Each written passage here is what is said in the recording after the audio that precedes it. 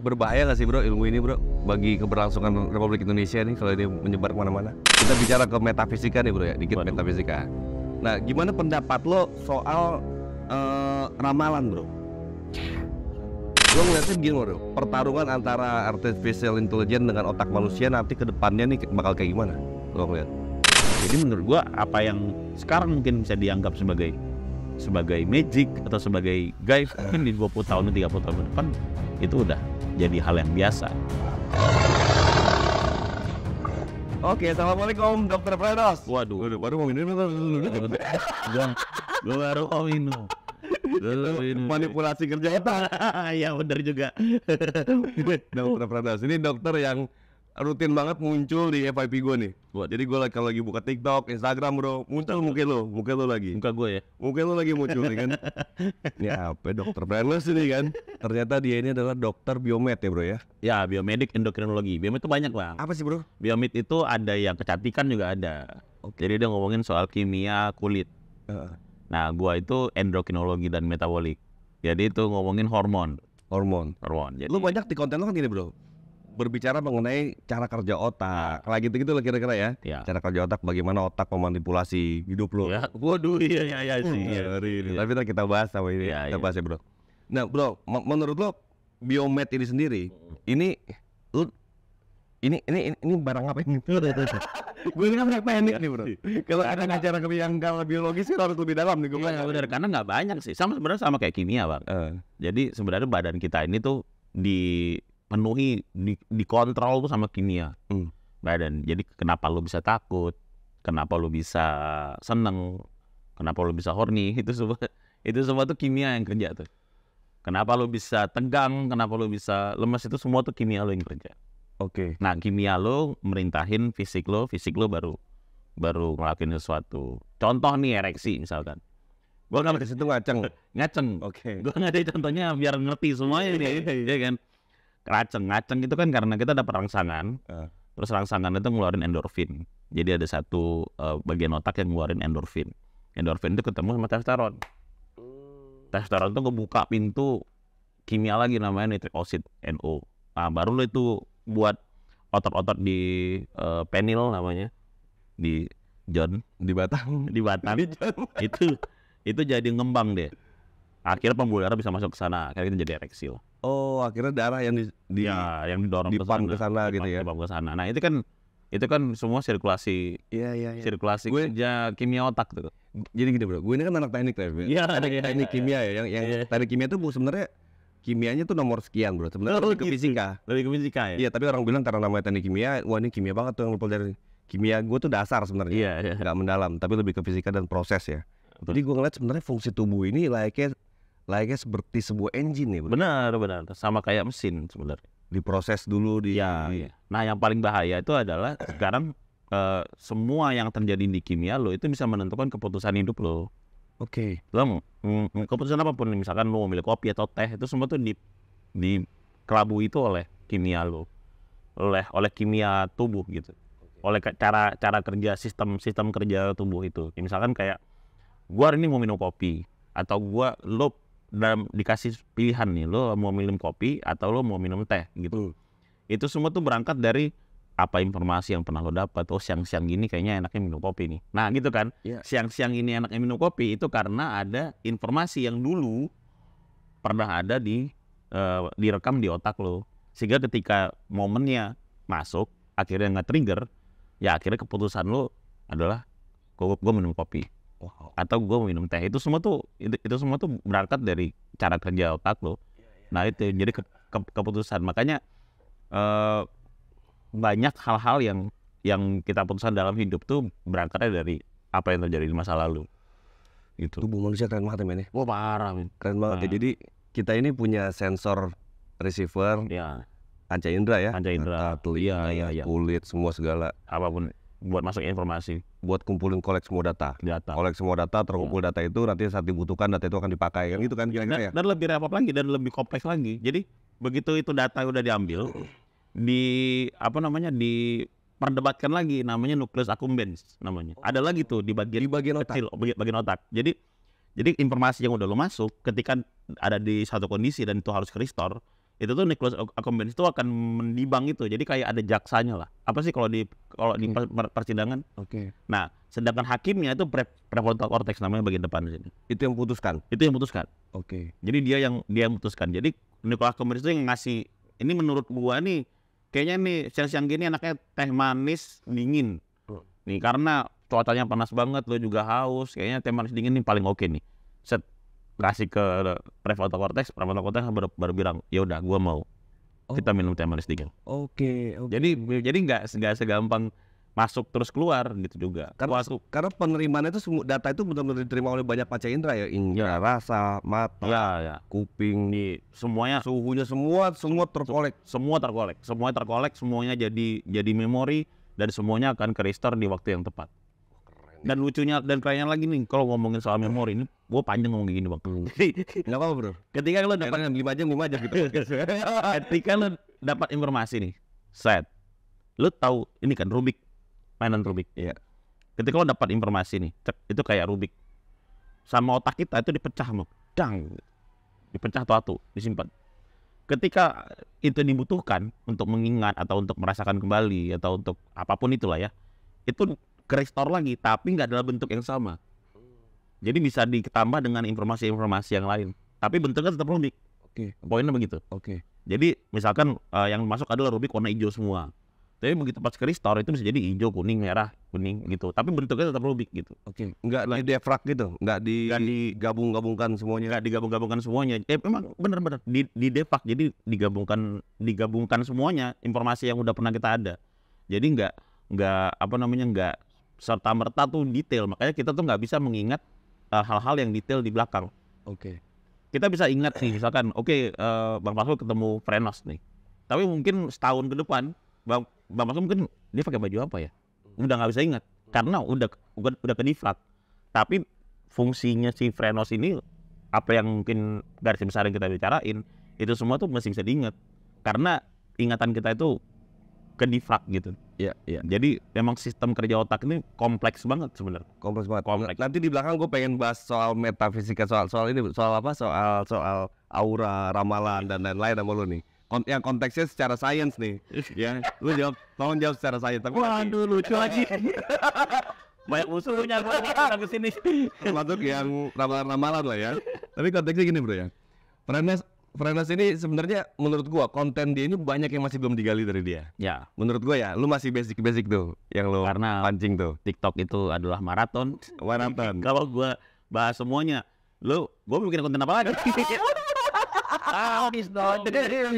Iya. Tapi gini bro, yang lo dapat ilmu lu ini kan sebenarnya basically ilmu kehidupan sebenarnya. Ilmu yang sebenarnya udah ada dari tahun lalu. Gua nggak sepakat kalau lu bilang nggak ada konten lagi karena nggak bisa semesta ini banyak sebenarnya yang bisa lo kritisi. Nah, gitu. Ini menarik bang, ilmu tentang otak itu tuh sebenarnya tuh baru di develop tuh tahun 1960-an.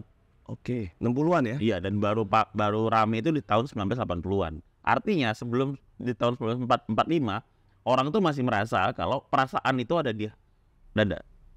Perasaan tuh ada di otak sebenarnya. Lu sedih, lu sedih, lu takut, lu seneng, lu gembira tuh ada di otak sebenarnya. Nah, sebelum 1960-an itu kita nggak tahu apa yang terjadi. Kita tuh masih ngerasa bahwa, aduh perasaan gue sakit. Makanya orang semua megang dada kan. Padahal nggak ada hubungannya sama dada. Nggak ada hubungannya. Ada sih hubungannya karena kimia otak lo jadi ngeluarin neurotransmitter kayak misalkan kayak adrenalin, noradrenalin kayak gitu kan semuanya mempengaruhi kerja jantung kan. Jadi yang berasanya di sini. Padahal kerjanya tuh bukan di dada. Perasaan itu bukan di dada lo, tapi ada di otak lo. Poinnya kan kayak gitu. Tapi berbahaya nggak sih bro ilmu ini bro bagi keberlangsungan Republik Indonesia nih kalau ini menyebar kemana-mana? Bahaya banget. Sebenarnya bahaya banget. Jadi lo kayak nggak, jangan-jangan sila pertama bisa hilang. Tapi ini juga, gue juga sempat berpikir seperti itu. Tapi ternyata ada penelitian lagi. Ternyata tuh spiritual intelligence itu penting. Karena ada orang yang punya spiritual intelligence sama non spiritual intelligence, maka apapun jenis spiritualnya ya. Ya kan sila pertama hilang jadi. Iya, tapi kan jadi nggak satu. Tapi semua orang butuh spiritual, butuh sense of spiritual, apapun bentuknya. Oke. Karena itu salah satu bagian dari kerja otak. Termasuk Jadi spiritual kepada orang tua gitu ya. ya apapun lah. Pokoknya bentuk spiritualnya itu mau dia nyembah asbak misalkan. Tapi itu penting. Itu penting buat kelangsungan hidup manusia karena karena penelitiannya adalah orang yang dengan spiritual intelligence itu fungsi otaknya itu lebih kerja lebih maksimal. Iya. Sama yang tidak punya spiritual intelligence gitu. Gue kadang mengamati kan gini bro ya. Kalau dari analytical gue yang sangat sederhana lah di dunia engineering ya. Tubuh manusia itu sebenarnya layaknya misalnya kalau disebut Frenos. Frenos itu sebenarnya punya berapa nyawa sih? Menurut gue ada jutaan nyawa. Oh ya. Bukan cuma satu nyawa. Oke. Ya layaknya kalau lu potong sedikit bagian ini tuh. Karena gue dulu pernah kerja dulu pertama kali gue kerja tuh di elektron mikroskop bro. Jadi gue udah berinteraksi dengan elektron mikroskop tuh udah cukup lama lah. Ya. Wow, ternyata nyawa semua barang ini. Di dalam sebuah sel aja nyawa semua barang ini kan. Ya. Kita bisa lihat sampai ke titik terdalam Ya. di nukleus benar-benar yang terdalam lah, paling kecil banget kan. Ya. Bergerak semua. Wah. Nyawa semua barang ini. Exactly. Jadi Frenos ini adalah satu kesatuan ekosistem nyawa. Ya. Dari banyak nyawa. Betul. Nyawa kecil ada kulit lu, ada rambut lu, Betul. ada Makhluk hidup begitu. Kita belum mau ngomongin bakteri lagi yang ada di dalamnya. Bakteri yang memang termasuk bakteri. Iya. Di dalam itu kan ada bakteri, Dan ada bakteri itu kalau dibedah lagi ada sel-sel lagi, terus banyak lagi. Belum ngomongin virusnya yang ada dalam badan kita. tanpa bakteri itu bukan Frenos kan gitu ya. Bener kan? Kita nggak bisa hidup normal tanpa bakteri itu kan. Ada bakteri baik kan. Oke. Gitu. Bro, gimana pendapat lu soal konteks nyawa di tubuh manusia? Gua sih kalau nyawa, waduh susah nih. Udah salah ngomong lagi. Kalau menurut gua, tapi ini opini ya. Ini opini dogmatis atau gimana? Bukan. Ini opini, jadi bukan evidence. Menurut gua nyawa, kalau kita ngomongin soal nyawa, artinya antara hidup dan mati. Kalau hidup dan mati artinya fungsi besar di tubuh kita tuh udah nggak hidup. Karena kan sebenarnya yang memberi makan semua nyawa yang kayak sel kita, bakteri kita, itu kan satu chip. Yang atom tuh ada chipnya, otak kan. Oke. Otak itu yang ngasih makan semuanya. Yang bikin jantung berdetak terus kan otak. Yang bikin paru-paru bisa gerak terus kan otak. Yang bikin usus lo bisa bergerak mulu kan otak. Walaupun ada kerja sistem yang udah dirancang memang sedemikian rupa begitu ya. Tapi yang mengatur semuanya kan adalah otak. Yang ngasih makan sel tuh otak. Yang mengatur distribusi darah buat makannya sel otak. Jadi semuanya itu otak. Jadi ketika chipsetnya udah selesai, nyawanya udah selesai. Gitu. Makanya orang kalau dihilangkan nyawanya itu lebih bagus disikat di kepala daripada di jantung kan. Oke. Karena di jantung masih ada waktu buat dia merasakan. Chipsetnya mati selesai bang. Cuk. Kelar. Udah. Bahkan recovery pun bisa. Nggak bisa. Jantung nggak bisa recovery. Jantung tuh masih bisa recovery. Tapi kalau udah otak agak berat sih. Ya, ibaratnya tubuh manusia ini tanpa asupan makanan pun otak bisa memerintahkan Bisa. untuk bakar Bisa. lemak, kan? Iya, namanya gluconeogenesis. Iya, bisa bakar lemak, bisa buat lemak jadi gula supaya kita bisa. Jadi otak itu butuh makanan, butuh gula untuk makan gitu. Tapi kalau kita nggak makan, otak tuh bisa memerintahkan tubuh untuk mengkonvert lemak menjadi gula. Jadi dia bisa nyari makan sendiri sebenarnya otak ini gitu.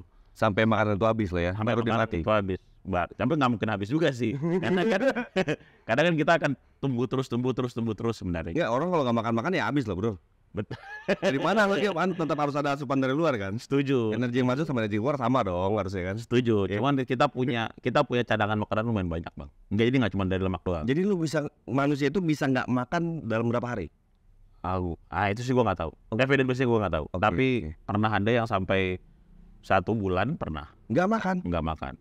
Pernah ada. Orang nggak makan 1 bulan masih hidup. Ya, tapi dia dehidrasi ya, misalnya dia minum. Tetap air ya.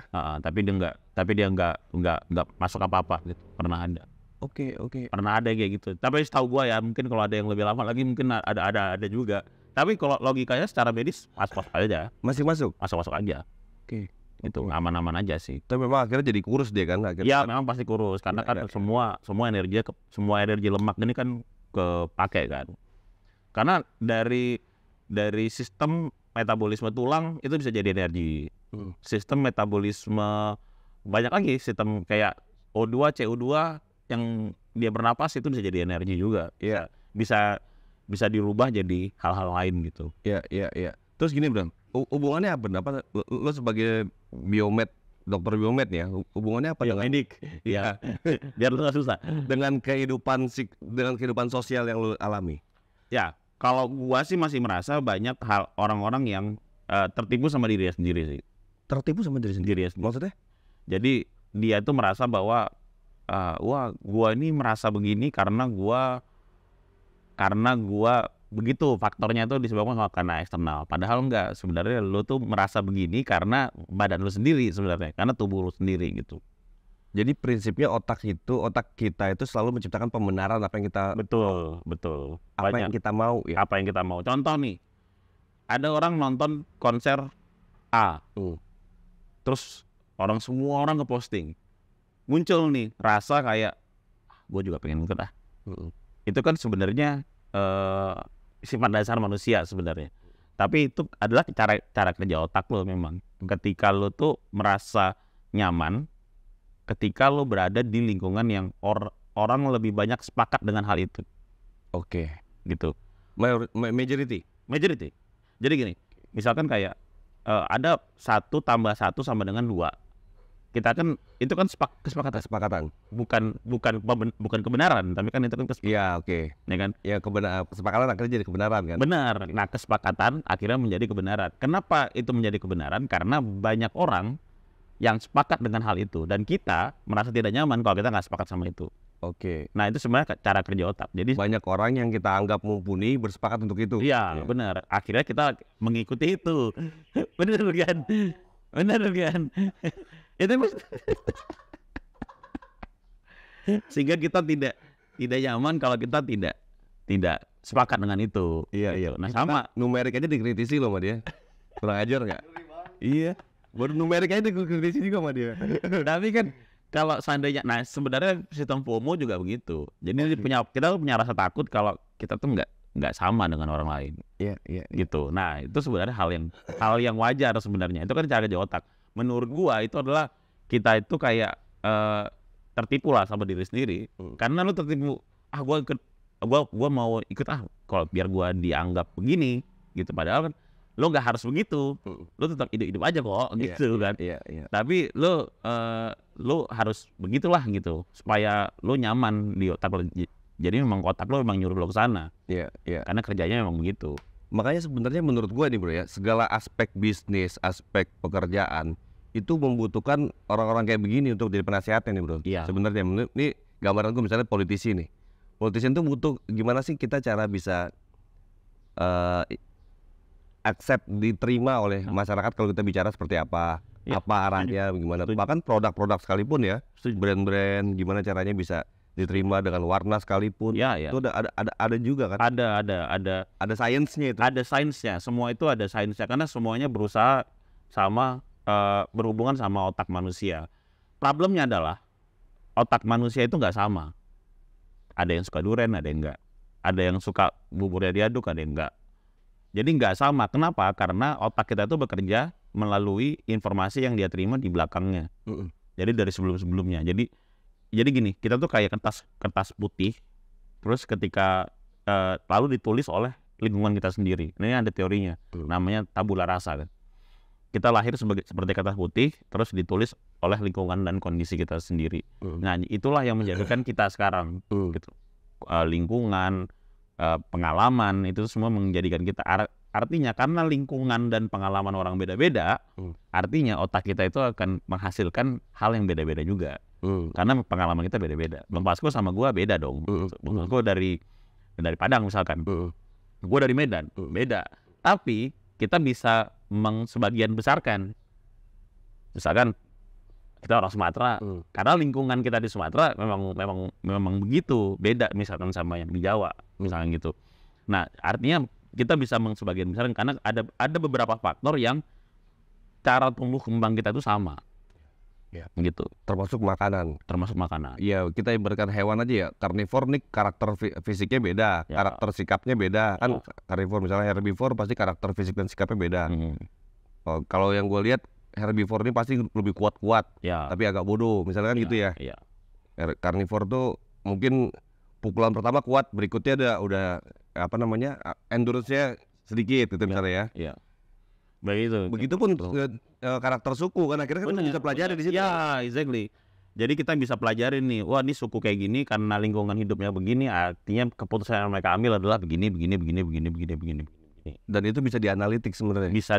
Bisa dianalitik. Walaupun detailnya pasti berbeda-beda ya, karena pengalaman yang dialami mereka itu beda-beda. Tapi sebagian besarnya kita bisa mempelajari. Makanya penelitian itu mengambil sampel sebagian besar gitu. Nggak bisa semuanya, tapi sampel sebagian besar. Harapannya ini akan ikut nanti yang Betul. sudah sebagian kelompok digiring, dibuat propaganda, akhirnya beberapa ini ikut gitu ya. Ngeri ya. Gitu ya. Gua ngeri di sini ngomongnya. Ngeri gua. Ya kebetulan gue kan ketua DPP bidang propaganda dan pengiriman opini publik. Oh. Hobi gini Oh. suka. Berarti kayaknya lu butuh Makanya gue pengen ketemu lo. tim kayak. Jadi gue suka ngobrolin begini-beginian. Akhirnya kan gini loh, maksud gue Ya. pengalaman yang sudah kita lakukan akhirnya terjawabkan dengan konteks sains yang memang ada di tubuh manusia. Kan selama ini kan yang gue jalani ini kan prosesnya pengalaman nih bro, pengalaman dan dengan data dan Ya. proses yang gue dapat aja kan itu bro. Baik dari sisi sosial dan engineering yang lain karena Ya. perpaduan dunia eksakta sama dunia sosial kan menarik jadinya kan. Betul. Kalau kita combine ya. Betul. Dan Dr. Vena salah satu orang yang melakukan perpaduan dunia eksakta dan sosial nih. Ya. Karena memang itu penting. Contoh kayak gue di konten gue tuh gue pernah bikin bagaimana caranya kita berbicara untuk mengambil simpati orang lain. Simpati itu banyak kan. Ada orang yang memang tujuan dia berpidato adalah kayak menggebu-gebu. Saya hari ini gitu, menggebu-gebu. Itu kan goalsnya beda. Iya. Ada yang pakai low tone, suaranya dasar. Nah dari situ aja otak kita tuh bisa memproses semuanya. Oke. Dengan cara berbicaranya, dengan cara kita bersikap, cara kita beretitude, itu otak lawan bicara kita tuh bisa memproses semuanya. Oke. Dan lucunya kalau kita paham, oh berarti kalau gua begini, berarti orang akan mikir begini. Kalau kita tahu itunya, polanya, Oke. ya kan berarti orang bisa digiring nih. Iya. Gitu. Iya. Saya bisa digiring apapun opini kita gitu. Kalau orang minta maaf, nggak mungkin dia menggebu-gebu bang. Bang Vasco, gua minta maaf kan nggak mungkin. Pasti pakai low tone. Artinya dengan low tone itu bisa menarik simpati orang tuh. Ya kan logikanya gitu. Oke. Bang Vasco, Jadi makanya pidato tuh perlu kita tahan dulu, baru untuk bangkitin semangat. berarti kalau kita mau bangkitin semangat, kita mesti naik berarti. Iya. Yang goal siapa nih? Kita mau membawa kemana nih? Kita mau giring mereka untuk ikut bersemangat sama kita, atau kita mau ngambil simpati mereka? Itu kan caranya bisa dimanipulate gitu. Iya. Walaupun ini sebagian besar, ada juga beberapa orang yang memang kritis. Gua lo mau lo teriak-teriak ya, mau lo ini yang penting lo ngomong apa. Iya. Atau ada juga orang yang berpikir kalau lo walaupun lo teriak-teriak, walaupun lo mau pakai teknik apapun itu, siapanya yang gue denger kan gitu. Lo ngomong salah juga gue dengerin, ini gitu kan, ada yang berpikir kayak gitu. Nah ini pengalaman orang memang beda-beda, tapi kita bisa ngambil sampel sebagian besarnya. Tapi sekarang kalau yang ngambil simpati joget Gemoy bro. Duh. Ya kan? Duh, takut gue. Tenang kita banyak sekali bicara kan. Kalau bicara Pak Prabowo ini kita udah gue pribadi udah menemani beliau 3 kali bertarung di Pilpres ya bro. 3 kali ya. 3 kali bertarung di Pilpres nih. 3 kali kan kita kalah kan bro. Iya. Kalah. Ya. Jadi kalau kalah udah biasa, menang jarang kan gitu. Jadi gue udah mempelajari banyak kekalahan lah bro kira-kira. Iya kan? Ya. Kita bicara soal apa namanya, soal isu dan lain-lain lengkap banyak tuh Pak Prabowo. Ya. Ternyata orang Indonesia jangan juga kita bicara berat-berat ternyata.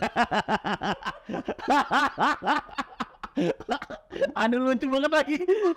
Aduh. Ini gendang ya. Ya. Ternyata kita kalau bicara campaign itu jangan yang berat-berat. Iya. Yang enteng-enteng aja. Enteng aja. Enteng. Kalau kita bicara aja berat-berat, kalau Pak Prabowo nggak bisa diragukan lagi bro, soal narasi dan ide gagasan yang berat-berat tuh penuh kepalanya, banyak sekali kepalanya. Jadi makanya gue bilang, udah kita percayakan biar di bawah kita bicarakannya yang enteng-enteng aja, ya kan? gimana cara ngisi perut, ya kan gimana cara. Jadi yang enteng-enteng aja yang memang pokok gitu kan. Yang gampang orang happy, terima. kita Ya, joget. Itu juga salah satu cara supaya lebih gampang diterima. Buktinya menang kita men. Ya kan. Waduh. Kita bicara keras-keras capek, udah kita kalah. Nah, kun di sini ya kan. Ini kan fakta politik, fakta sosial ya. Ya. Fakta sosial di Indonesia memang kalau kita ingin, pada prinsipnya ketiga calon itu kan calonnya hebat-hebat. Dia pasti punya gagasan masing-masing lah.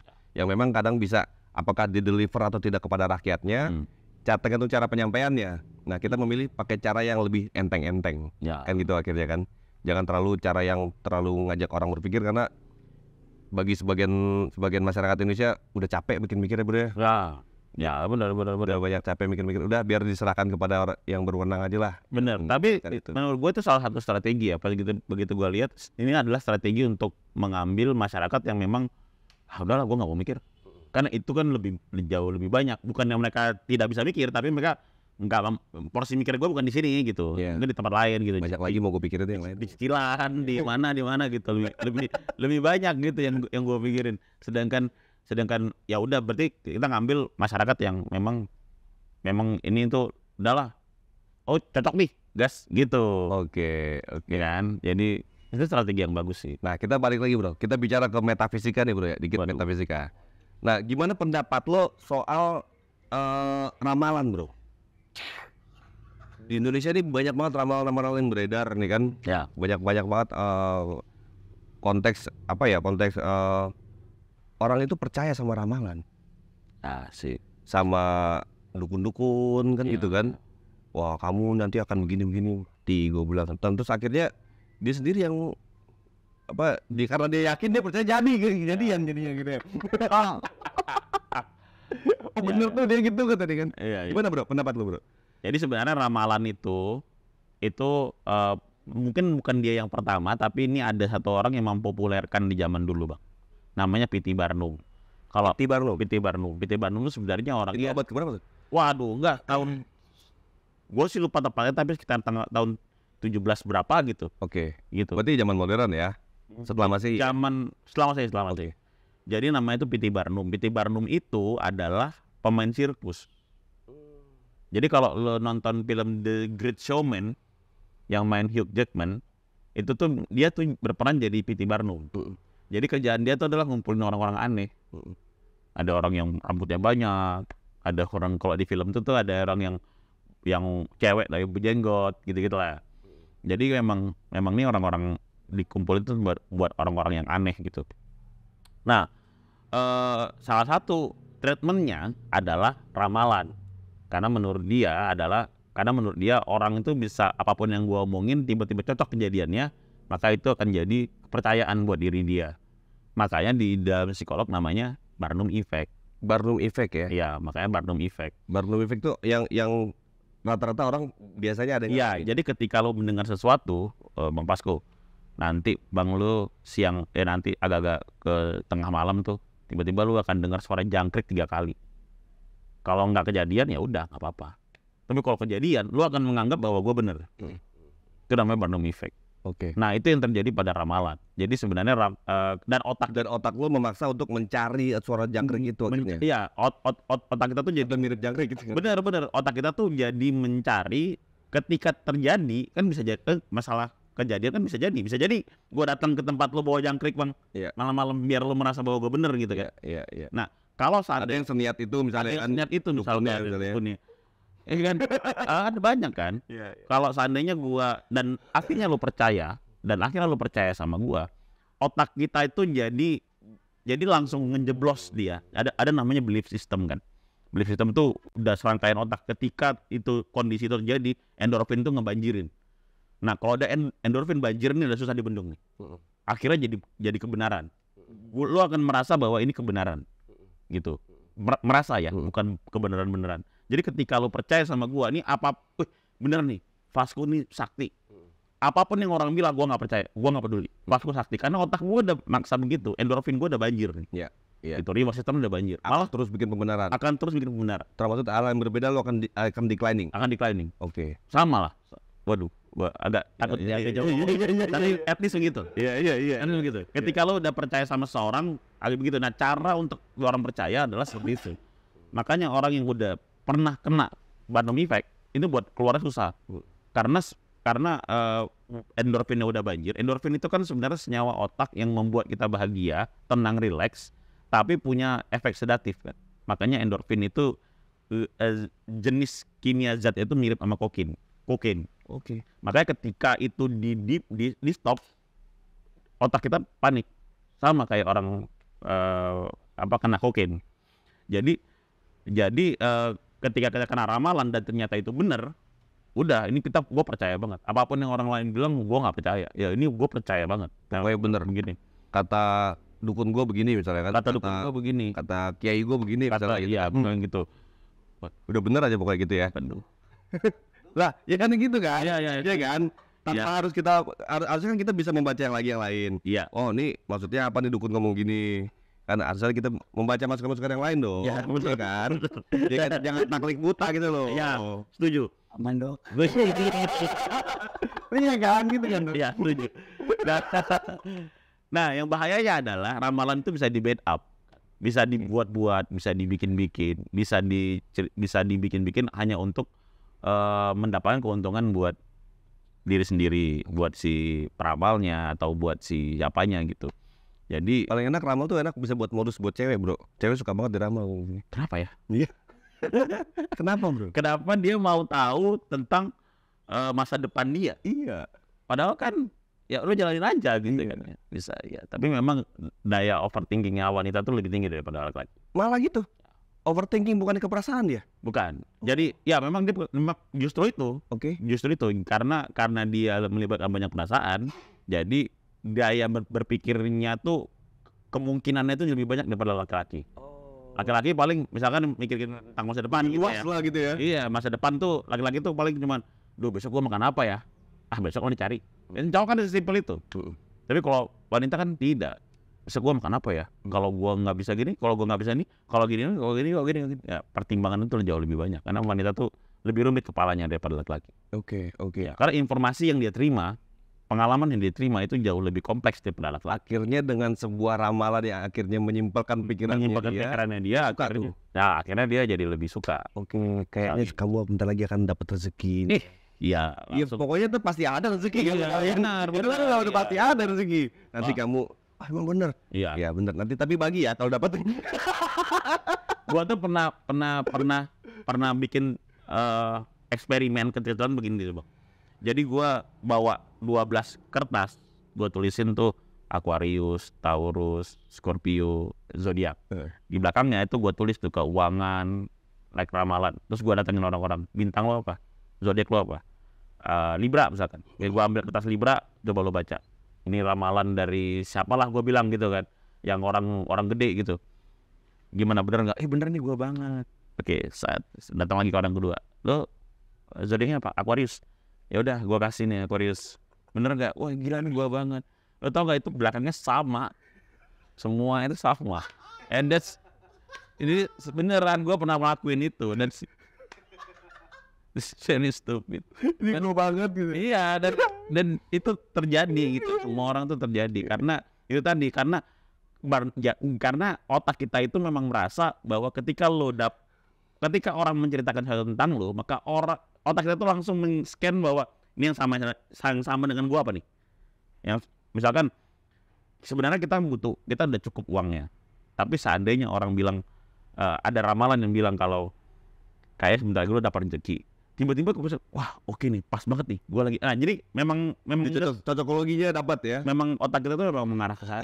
Kerja otak kita memang begitu karena itu sebenarnya bukan kerja otak tapi sebenarnya itu daya pertahanan tubuh. Iya. Bahkan orang pelit pun kalau bilang lu jangan terlalu boros, dia percaya juga. Iya. Padahal dia pelit kan. Iya. Terlalu boros lu gini nih. Setuju. Ini gua banget, padahal enggak juga. Semua orang tuh beda-beda. Iya. Cuman ya gitu lah. Kerja otak kita memang men-scan, mencoba mencari yang fit dengan lingkungannya. Oke. Itu kerja otak kita itu. Oke. Jadi kalau di simple things ramalan menurut lo hoax, bohong. Bullshit. Hah? Bullshit. Ramalan bohong. Bullshit tuh. Jadi semua orang yang ngeramal-ngeramalnya tipu nih. Mungkin dia punya metode lain, tapi kalau gua sih tidak percaya. Mungkin metode dia lain. Karena siapa Iya, indigo gitu misalnya itu orang-orang ini itu nggak ada, bohong semua. menurut ilmu gua sih nggak ada ya. Menurut ilmu lu aman lagi ilmu dia. gua. Menurut gua sih nggak ada ya. Karena Kalau kata orang indigo, lu belum dalam belajar ilmunya lu masih dasar-dasar. nah itu juga menarik. Iya. Kenapa semakin dalam kita mempelajari satu lingkungan, akhirnya kan otak kita menerima informasi yang itu terus kan. Iya. Sehingga otak kita tuh menyelaraskan nih. Oh, ini kondisi ini yang cocok buat gua nih berarti. Karena gua dicekokin itu mulu nih. Iya. Kan lu kalau mau indigo kan lu mesti ngikutin gua kemana. Lu ngapain lu ngelakuin B, lu ngelakuin C, ngelakuin D. Kalau lu mau ngelihat yang lu nggak bisa lihat, terus lu akhirnya otak lu tuh jadi diberikan informasi itu terus menerus. Seperti yang gua bilang tadi, otak kita itu dibentuk sama apa yang informasi kita dapat. Iya. Jadi kita dapat itu terus menerus, ya lu jadi merasa seperti itu. Iya. Ketika otak lu dicekokin artis Korea mulu, ya otak lu akan jadi seperti itu. Akan jadi orang yang suka sama Korea, atau orang yang jadi mempelajari Korea lebih dalam dan lain sebagainya. Dan ini Akhirnya jadi ARMY BTS. jadi anime BTS. Dan kan ini Pokoknya ada nyerang BTS, ada sikat gitu. maka jadi begitu kan. Jadi Kita teman ya, ARMY BTS teman. Iya. Jangan diserang. Serang dia aja. wah jangan dong. Gua udah jadi bikin akun Twitter banyak. Jadi kalau poinnya adalah kayak gitu. Tapi ini ada bagusnya juga, Bang. Iya. Bagusnya adalah kalau kita tahu kerja otak kita begitu, artinya untuk menjadi orang yang kreatif, menjadi orang yang pandai, bukan pintar ya, pandai, tapi menjadi orang yang bijak, ya lu mesti masukin informasi yang banyak juga ke kepala lu. Lu mesti banyak nonton, lu mesti banyak lihat, lu mesti banyak baca. Karena emang kerja otak lu seperti itu. Sepakat banget sih. Iya kan? Memang di semua orang yang sukses gue dapat pelajaran ya, Bro ya. Orang itu hobinya baca, nggak harus baca secara textual books gitu, maksudnya Ya. collecting information Ya, sebanyak-banyaknya. Ya, apapun bacanya kan, mau itu komik, mau itu novel. Karena ngisi otak lo, makanya orang bilang itu ngisi otak lo. Karena memang otak kita kerjanya kayak gitu. Ketika kondisi otak kita dibutuhkan untuk merestore sesuatu, maka yang muncul juga bagus. Iya. Tapi kalau lo dimasukin yang ramalan lah, aura lah, apa segala macam, maka yang restore juga begitu. Iya. Itu jadi hal yang dia percayai akhirnya. Gitu. Yang orang lain bilang, lo nipu lo, enggak. Kayak gue bilang tadi kan, Pokoknya ada kontennya lagi nih kan. akan begitu aja terus gitu. Tapi sekarang ini kan dipermudah dengan artificial intelligence ya, Bro ya. Ya. Dengan big data, semua data kita udah punya banyak data lengkap. Ya. Akhirnya dipermudah lah orang-orang yang tadinya tidak bisa memproses informasi dengan cepat, akhirnya terbantu dengan alat bantu tersebut di dunia ini. Teknologi udah makin cepat nih sekarang nih kan. Ya.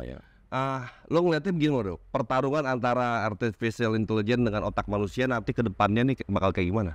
Lo ngeliat? Kalau gua lihat sih, karena gua pengguna AI yang baik juga, Yang baik.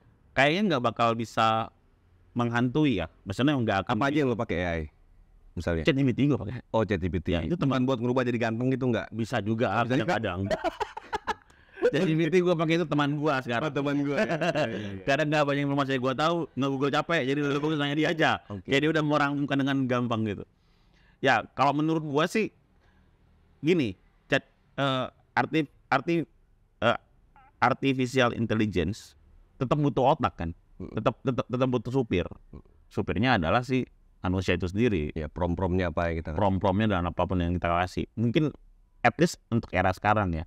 Gua nggak tahu di era 10 tahun 20 tahun ke depan mungkin bisa jadi, tapi kalau menurut gua nggak juga, karena nggak akan bisa menyaingi sih menurut gua ya. Karena kerja otak kita itu ada hal-hal, ada organ-organ yang memang nggak cuma sekedar merestore, tapi ada yang menimbangnya juga, dan itu banyak. Ada nucleus accumbens, ada amigdala dalamnya, ada hipokampus. Yang di dalam otak ini memang kerjanya Masing-masing yang cukup berfungsi kompleks ya. Iya, masing-masing yang nggak cuma sekedar merestore. Oh, gue tahu nih rasanya pahit, nggak cuma gitu. Tapi ini ada manis-manisnya. Nah, itu ada perdebatan di dalam otak. Jadi organ-organ otak itu malah menimbang. Jadi nggak cuma sekedar merestore kayak artificial intelligence kan yang kita minta dia ngasih gitu. At least sih kayak gitu.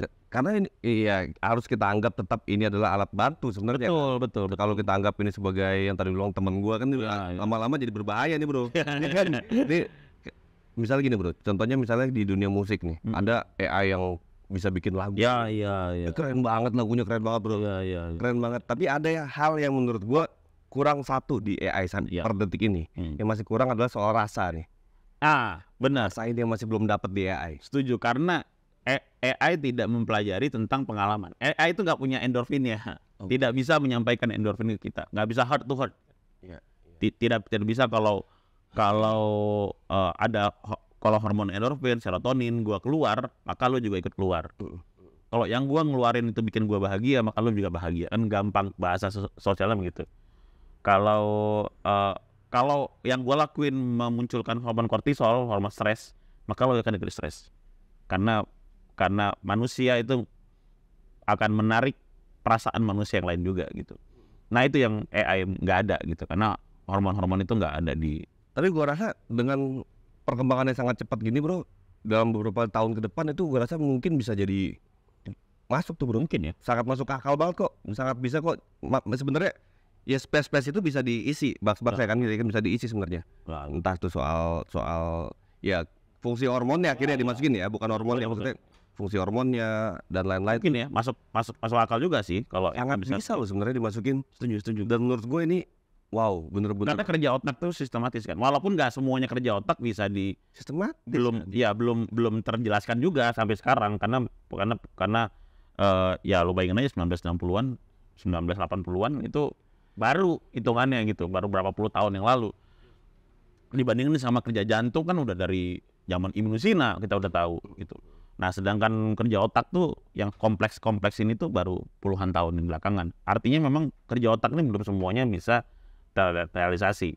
Itu yang gua dengar atau yang lo dengar sama dokter neurologis itu pasti masih kulit-kulitnya doang, yakin gua. Iya. Itu pasti masih bisa di-drill lebih dalam lagi kan. Iya. Karena dia juga nggak punya pengetahuan cukup untuk bisa mengeksplor lebih dalam betul. Karena memang pengetahuannya belum sampai sana. Nah kalau kita bicara kayak gitu, sampai sekarang aja kita sudah tahu kalau kerjanya otak tuh ada sistemnya. Otomatis bisa juga nih sampai detik ini aja nih, sampai penelitian sekarang itu ada sistemnya. Otomatis masih bisa lah kayaknya sistemnya itu diwantahkan kemana gitu, atau ke sistem artificial intelligence misalkan, atau kemana kayaknya masih ada kemungkinannya. Ibaratnya gini Ben, lu bawa korek api nih ya. Ke zaman 100 tahun yang lalu misalnya. Korek api kayak gini, ini simple teknologi simple banget. Lu gini, wih gila, Vasco bisa ngeluarin api. Dukun bilang sihir, kata sihir kan. Dibilang sihir gara-gara ini kan bro. 100 tahun lalu deh misalnya, 200 tahun lalu lah. Lu siapa yang Deddy Corbuzier? Langsung cium tangan lah kan, cium tangan. Jadi nabi gua bisa langsung kan, kira-kira gitulah ya. Dua. Enggak, ini kita bicara gini korek api nih bro. Wah, apa nih ini?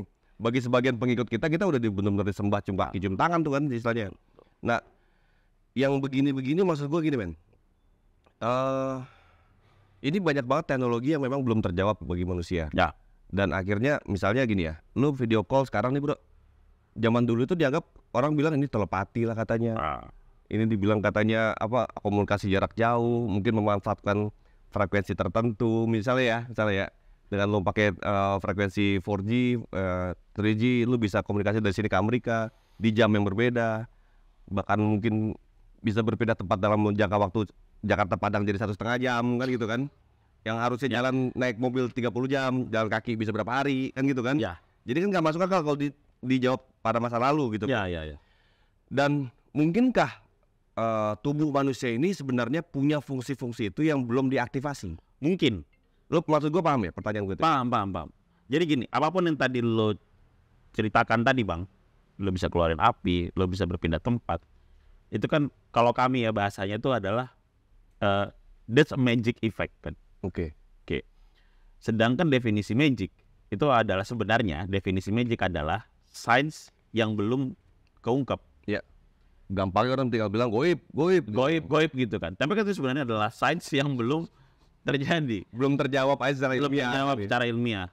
Orang pindah tempat dari gua hilang di sini terus muncul di tempat lain.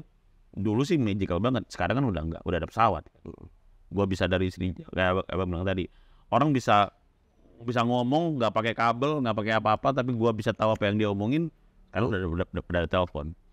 Jadi memang belum ada. Jadi kalau lu tanya apakah yang terjadi, karena tubuh kita sainsnya belum terjawab. Masih banyak sains di tubuh kita yang belum terjawab. Bahkan hormon pun baru dipelajari. Itu baru banget. Kita tuh hormon tuh terbatas banget, dan kerja hormon tuh gila lu ternyata. Serotonin tuh gila ternyata. Kortisol tuh gila ternyata. Kalau lu bisa ngontrol kortisol, ternyata lu bisa ngontrol apa?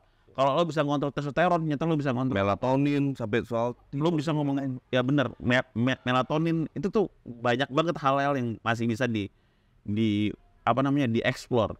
Jadi kemungkinannya itu masih banyak efek-efek magic yang sekarang kita mungkin ngerasain bilangnya magic sekarang. Ya mungkin next sudah enggak. Ya mungkin besok kita bisa yang namanya komunikasi dengan mata gitu kan, itu kan. Ya exactly. Makanya di konten gua tuh gua banyak sering bilang kalau apa namanya, lo percaya nggak sih sebenarnya gue bisa baca pikiran lo misalkan gitu. Sebenarnya enggak kan. Terus kita semua pernah ngelakuin itu. Kayak misalkan lo tahu orang lain ini lagi banyak masalah kawan ini. Padahal dia nggak ngomong. Tapi kita tahu nih, ngelihat doang. Dengan data yang udah dapat. Dengan data yang exactly. Karena otak kita itu sama motorik kan kerjanya mepet nih. Jadi apapun yang otak kita lakuin, motorik kita udah pasti ngikut. Nggak mungkin bisa sembunyiin lo. Lo lagi sedih, berusaha untuk senyum, nggak bisa nutupin. Karena memang kerja otak kita tuh begitu.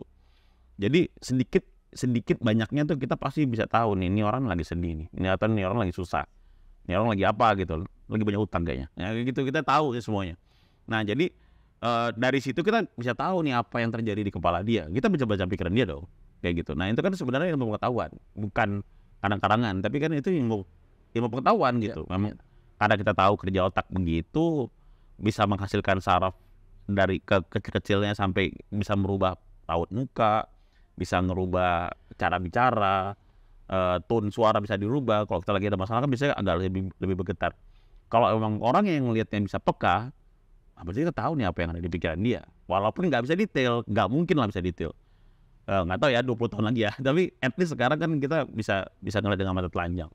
Jadi menurut gua apa yang sekarang mungkin bisa dianggap sebagai magic atau sebagai gaib, mungkin di 20 tahun, 30 tahun ke depan itu udah jadi hal yang biasa. Iya. Sama kayak kita sekarang. Tapi yang gua khawatirkan gini bro, di saat akhirnya para dukun-dukun dan peramal itu memahami pola kerja otak, memahami pola kerja hormon, akhirnya mereka cukup memahami, maksudnya bukan mendalami ya, memahami.